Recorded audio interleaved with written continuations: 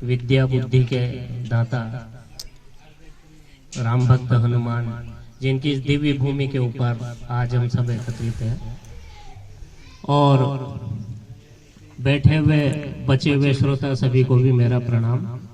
मुझे ऐसा लग रहा है कि जैसे मुख्य अतिथियों में से हम दो चार ही बचे हुए। मुझे जब मैं यहाँ पे आया था शुरू में तो ऐसा लग रहा था, मेरा कॉन्फिडेंस कम हो रहा था, क्योंकि जितने ज्यादा लोग होते हैं तो कॉन्फिडेंस डाउन हो जाता थोड़ा सा कि इतने सारे लोगों के आगे कैसे बोलेंगे। तो मेरा थोड़ा कॉन्फिडेंस बढ़ गया कि थोड़े कम है ना तो मैं बोल सकूं।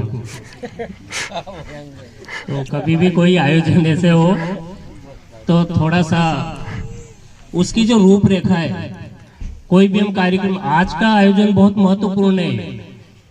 भोजन और भजन, जितना बढ़िया भोजन बना वैसे ही अगर बढ़िया भजन होता, बहुत बढ़िया हो रहा है भजन, लेकिन वो जो बातें तरंगे या मंच के माध्यम से मन मस्तिष्क में पहुंचती, उसका आनंद कुछ अलग ही होता।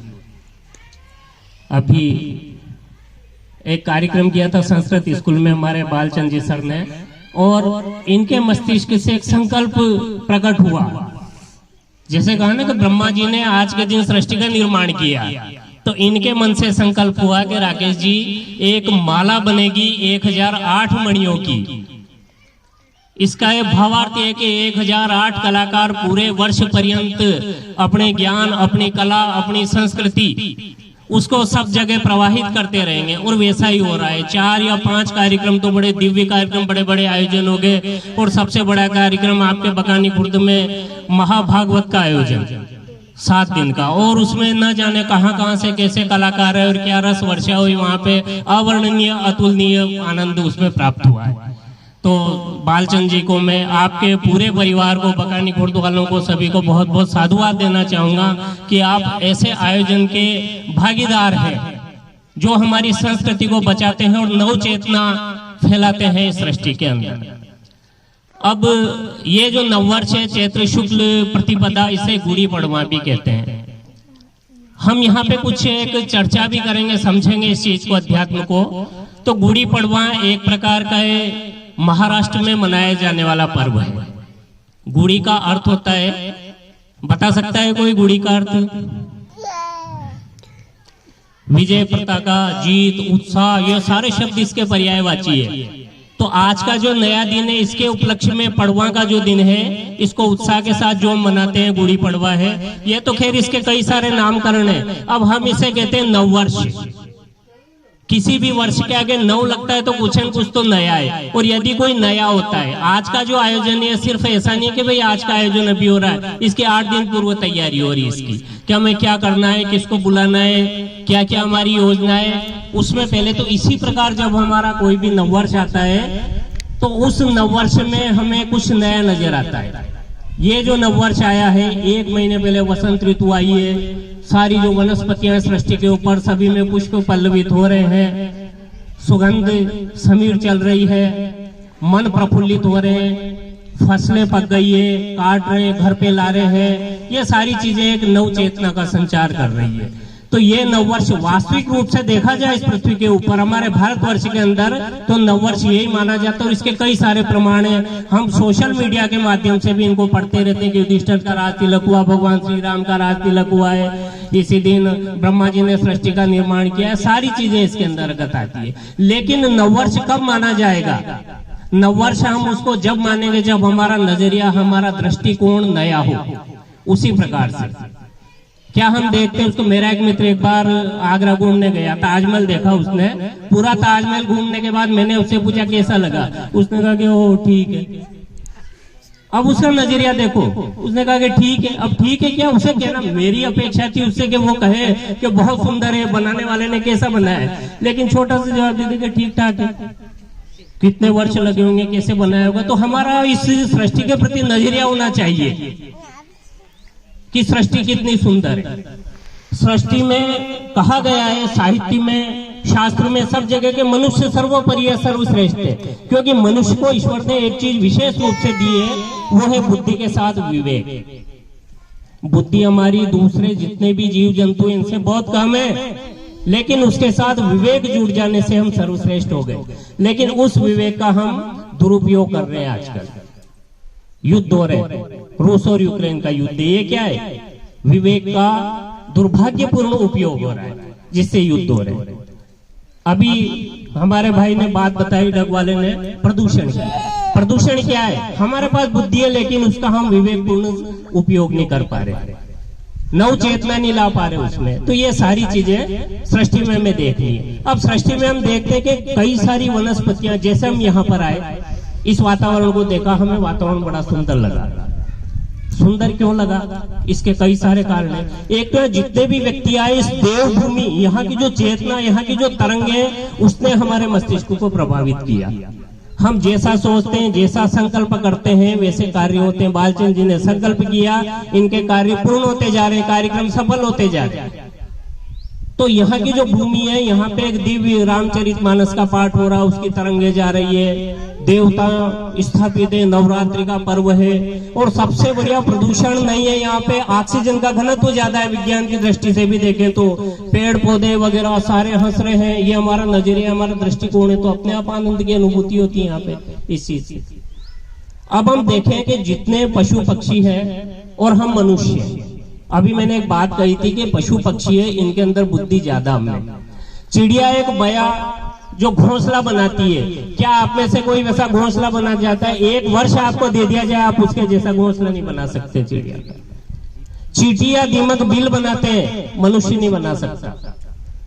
तो ऐसे कई सारे उदाहरण हम देख सकते हैं, जो ये पशु पक्षी कर सकते हैं, वो हम नहीं कर सकते हैं।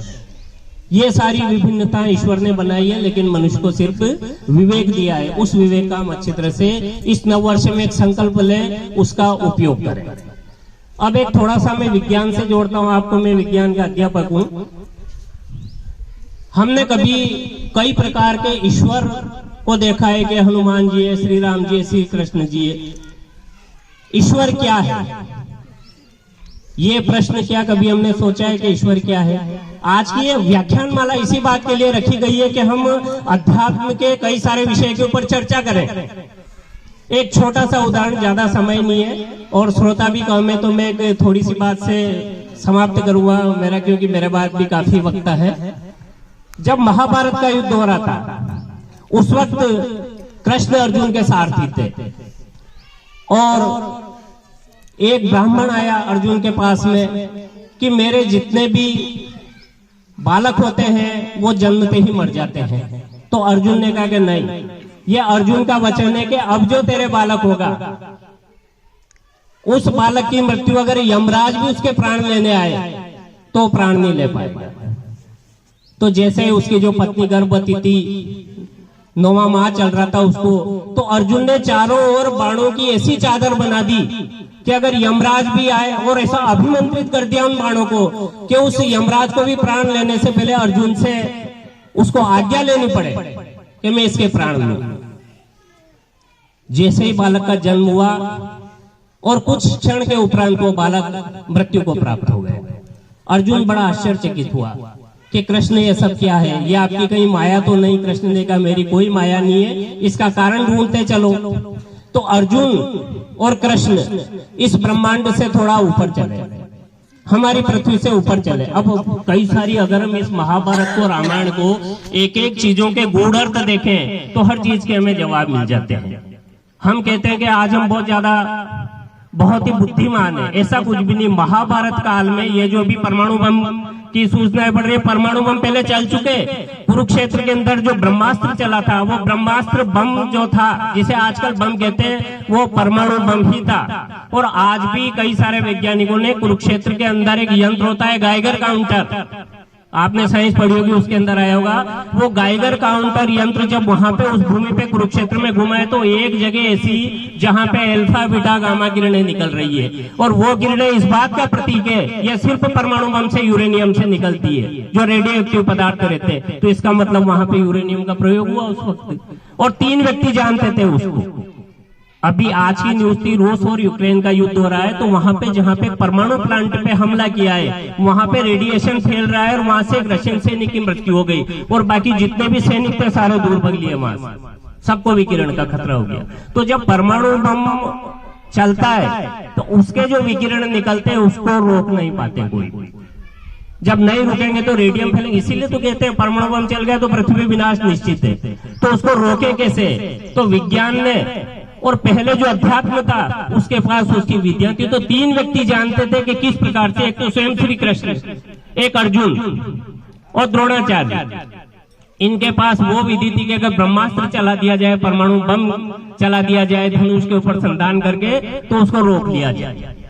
बाकी के पास इसका ज्ञान नहीं था। और आज के वैज्ञानिकों के पास भी इसका ज्ञान है। हमारे पास रावत पाटा है, सभी परिचित है, वहां पे परमाणु भट्टी है और उससे ऊर्जा बनती, बिजली बनती है। उसको रोकने के लिए क्या होता है कि परमाणु भट्टी के अंदर जैसे अल्फा बीटा गामा विकिरण निकले, उसकी ऊर्जा निकले, उससे हम विद्युत बनाए। अगर उसके अंदर कैडमियम धातु की छड़ें लगा दी जाए तो वो विकिरण रुक जाते हैं। तो ये सारी चीजें अध्यात्म पहले भी थी ये चीजें और आज भी थी ये सारी चीजें। तो अर्जुन और कृष्ण अंतरिक्ष में गए, कई सारे ग्रहों को उन्होंने पार किया। अब इनकी दूरियां तो मेरे ख्याल से बहुत लंबा टॉपिक हो जाएगा, बहुत शॉर्ट में इसको मैं बताता हूँ। चलते चलते प्राणों को ढूंढने लगे इस ब्रह्मांड के अंदर और इस ब्रह्मांड से भी ऊपर चले गए। अब 1 मिनट में लूंगा कि ब्रह्मांड ये कितना बड़ा है। सूर्य की पृथ्वी से दूरी बता सकता कोई कितनी है? ये एक चर्चा है, हमारी खुली चर्चा आज व्याख्यान माला की, बालचंद जी। हाँ, 15.97 करोड़ किलोमीटर दूरी हमारा सूर्य है। अब इस सूर्य के जो भी ग्रह चक्कर लगाएगा, जितने समय में वो चक्कर लगाएगा, पूरा चक्कर वो वहां का 1 वर्ष होता है। हमारी पृथ्वी 365 दिन में एक चक्कर लगाती है, तो 1 वर्ष 365 दिन का। बृहस्पति 13 वर्ष में चक्कर लगाता है। तो वहां जो व्यक्ति है 100 वर्ष की उम्र को 1300 साल की उम्र होगी उनकी। शनि ग्रह के ऊपर जो व्यक्ति रहते हैं, सब पे रहते हैं, विज्ञान के तहत नहीं रहते हैं। विज्ञान को तो अभी इस पृथ्वी की जानकारी नहीं है पूरी तरह से, हमारी इस अध्यात्म की। और जैसे जैसे खोज होती जा रही है वैसे वैसे विज्ञान मानता है कि अध्यात्म सही है, हमारा भारतीय शास्त्र सही है, सारी चीजों की जानकारी धीरे धीरे मिल रही है। तो इस प्रकार से इस सौर मंडल को पार किया। इस सौर मंडल को पार करने के बाद दूसरे सौर मंडल को पार किया, फिर तीसरे को किया, ऐसे अनंत सूर्यों को, अरबों सूर्यों को उन्होंने पार किया। अब इस एक सूर्य से दूसरे सूर्य की दूरी देखिए आप। ये तो सिर्फ आपने बता दिया कि 16 करोड़ किलोमीटर, हमें लग रहा है कि बहुत दूरी है, लेकिन ये थोड़ी सी दूरी है। अगर किसी एक सूर्य से दूसरे सूर्य की हमें दूरी मापनी है, इसके बाद इससे कई गुना बड़ा दूसरा सूर्य है, उससे फिर 100 गुना 1000 गुना बड़ा है, फिर उससे 1 लाख गुना बड़ा है, फिर 1 करोड़ गुना, ऐसे अनंत सूर्य। हमारी जो आकाश गंगा है निहारिका, इसके अंदर 100 अरब सूर्य है। और अब इन सूर्य की दूरी देखिए, ये जितने भी तारे हैं सब सूर्य, लेकिन एक में सिर्फ सूर्य की बात कर रहा हूँ। ये जो हमारे सूर्य, इसका नाम है विवस्वान सूर्य। हम जब संकल्प लेते हैं उसके अंदर कहते हैं कि श्वेत वराकल्पे कलयुगे अष्टाविंशति चतुर्युग चल रहे, सतयुग त्रेता युग द्वापर युग, ये सारे। और इनको 71 कल्प, अगर चतुर्युग निकल जाए तो 1 कल्प होता है, और अगर 1000 कल्प निकल जाए तो ब्रह्मा का 1 दिन होता है और इतनी रात्रि होती है, और 100 वर्ष का ब्रह्मा होके मर जाता है। अनंत हम कल्पना नहीं कर पाते, हमारा मस्तिष्क सक्षम नहीं है इस चीज के लिए, ये सारी चीजें। तो अगर एक सूर्य से दूसरे सूर्य पे जाना है तो हमारी चाल रहेगी 1 मिनट में 2 करोड़ किलोमीटर हमें चलना पड़ेगा। बालचंद जी ध्यान दीजिएगा, इस दूरी पे एक सूर्य से दूसरे सूर्य पे जाना है, और ऐसे 100 अरब सूर्य है दूरी पे इस आकाश गंगा के अंदर। तो 2 करोड़ किलोमीटर हम 1 मिनट में चलेंगे तो 13 खरब साल तक चलेंगे इस चाल से, तब दूसरा सूर्य आएगा। हमारा मस्तिष्क नहीं सोच सकता इन सारी चीजों को। 13 खरब साल तक चलेंगे, और फिर उसके बाद तीसरे सूर्य पे जाएंगे तो 13 खरब साल तक चलेंगे इस चाल से, 1 मिनट में 2 करोड़ किलोमीटर। तो ऐसे 100 अरब सूर्य हमारी इस एक आकाश गंगा के अंदर है, और इस ब्रह्मांड के अंदर 100 अरब आकाश गंगा है, उनमें भी यही दूरियां हैं। और इसके बाद ये ब्रह्मांड का जो है व्यास, इसकी परिधि सब पूर्ण हो जाती है और दूसरा ब्रह्मांड शुरू हो जाता है। गरुड़ पुराण में सुनी सभी ने, कई लोग तो सिर्फ जाके बैठते, लेकिन उसके अंदर ये गूढ़ पाते कि जो विरजा नदी है, उस विरजा नदी के अंदर अंडे जैसे छोटे छोटे करोड़ों अरबों ब्रह्मांड तैर रहे हैं। ये ब्रह्मांड समाप्त होने के बाद दूसरा ब्रह्मांड। अब ये जो जल है इस ब्रह्मांड के अंदर कहीं पे भी विज्ञान अब सिद्ध कर रहा है इसको कि इस पूरे ब्रह्मांड में हर जगह जल है। पहले कहते चंद्रमा पे जल नहीं है, चंद्रमा पे जल है, बृहस्पति पे जल नहीं है, वहां जल है। तो जल आया कहां से? तो इसकी भी बड़ी लंबी चौड़ी कथा है कि जब वामन भगवान का आपने भागवत सुनी उसमें आया था और उन्होंने जो अपने पैर के अंगूठा ऊपर किया था नापने के लिए, तो ये ब्रह्मांड फूट गया था और विरजा नदी का जो जल कमंडल में ब्रह्मा ने ले लिया था और वही गंगा बनी और वही शंकर के सिर पे आई है। तो वो जो जल इस ब्रह्मांड के अंदर आ गया, तो सारे ब्रह्मांड में ऐसे करोड़ों अरबों ब्रह्मांड है। तो जो कृष्ण और अर्जुन चले तो उन्होंने एक ब्रह्मांड पार किया, फिर दूसरा ब्रह्मांड पार किया, फिर तीसरा किया, ऐसे अनंत ब्रह्मांड को पार करते करते बड़े एक रमणीक स्थान में हो गए। वहां पे गोपियां थी। अर्जुन और कृष्ण ने पूछा कि भाई ये कौन सा स्थान है, तो वहां उन्होंने कहा कि ये महाकृष्ण का स्थान है। तो अर्जुन फिर चक्कर में पड़ गया कि कृष्ण तो मेरे साथ है और ये महाकृष्ण कौन से आगे भी, और महाकृष्ण वो ये जो हम महाभागवत में पढ़ते गोलोक धाम, वहां पे महाकृष्ण। तो कृष्ण ने और अर्जुन ने कहा कि जाओ उनसे जाके कह दो कि कृष्ण और अर्जुन मिलने आए पृथ्वी से। गोपियों ने अंदर जाके कह दिया महाकृष्ण को कि कृष्ण और अर्जुन आए। तो महाकृष्ण ने कहा कि उनसे पूछ के आओ कि कौन से ब्रह्मांड से आए। अनंत ब्रह्मांड, अनंत कोटि, हर ब्रह्मांड का ब्रह्मा विष्णु महेश अलग होता है। हमारा जो ब्रह्मांड है ना, इस ब्रह्मांड के ब्रह्मा विष्णु महेश दूसरे ब्रह्मांड के ब्रह्मा विष्णु महेश को नहीं जानते, उन्हें पता ही नहीं, भक्ति करते हैं वो। हम देखते हैं ना शंकर भगवान हमेशा भक्ति में रहते हैं, तो वो जो विराट स्वरूप है ईश्वर का, सबसे बड़ा स्वरूप है, उसकी भक्ति करते हैं। उन्हें पता नहीं कि इस ब्रह्मांड के आगे क्या है। ये सारी शक्तियां ईश्वर के स्वरूप है। हम जो मंत्र बोलते हैं वो मंत्र स्वरूप होते हैं। ऐसा नहीं कि शंकर के गले में ना गई है, ये मंत्रों की शक्ति है, मंत्रों के द्वारा उनका स्वरूप हमने निर्माण किया है। तो अब वहां जाके कहा कि उनसे पूछ के आओ। तो अब पूछा उन्हें कि भाई कौन से ब्रह्मांड से आए हो, तो कृष्ण ने और जवाब दिया कि हम उस ब्रह्मांड से आए जहाँ पे वामन अवतार हुआ था। यही एक ऐसा ब्रह्मांड था, यह पृथ्वी थी जिसपे वामन अवतार हुआ था, अन्य ब्रह्मांड में नहीं हुआ। तो उस वामन अवतार में जो ब्रह्मांड फूट गया था, विरजा नदी का जल जिसके अंदर है, उस ब्रह्मांड से हम आए। तो कृष्ण और अर्जुन को अंदर बुला लिया। अब जाते ही कृष्ण तो उस महाकृष्ण में समा गए ज्योति के स्वरूप में, और अर्जुन वहां पे बाहर रह गया।